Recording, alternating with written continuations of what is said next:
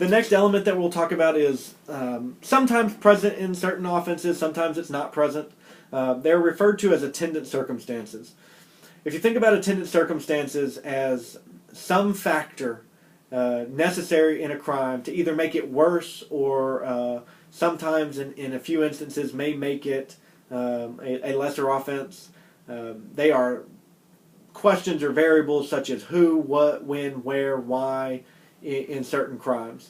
When you get into studying the capital murder statute in Texas, it's a perfect example and a perfect place to talk about attendant circumstances, because capital murder, all it really is first-degree murder with an attendant circumstance. So who is the victim? It's a police officer, or it's a fireman, or it's a child under the age of 10.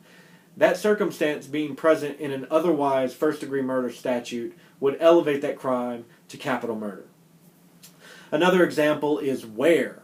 Sometimes crimes are crimes only because the behavior that's taking place takes place in a public place. So the location is an attendant circumstance. If a person decides to sit out by a pool and remove all their clothing and sunbathe nude in the middle of the day, that would only be a crime if it takes place in a public place, or if there's no one around who is likely to be offended by that. So in somebody's backyard with privacy fences, not a crime. By the public pool, very much a crime. So that attendant circumstance is important. Motive, you'll notice, has never been mentioned in this conversation of a necessary element. Prosecutors are not required to know or prove motive to establish that a crime took place. We will see it sometimes in courtrooms because it helps us establish that the action was intentional or knowingly, but it's not a required element. In some offenses, it is an attendant circumstance why you committed the crime. A good example of when the motive of an offense is an attendant circumstance to elevate that crime would be a hate crime.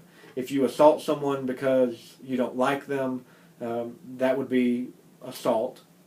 But if you assault them because you disagree with their sexual orientation or their race or ethnicity or religion, those would be hate crimes, and those are elevated offenses based on that motivation.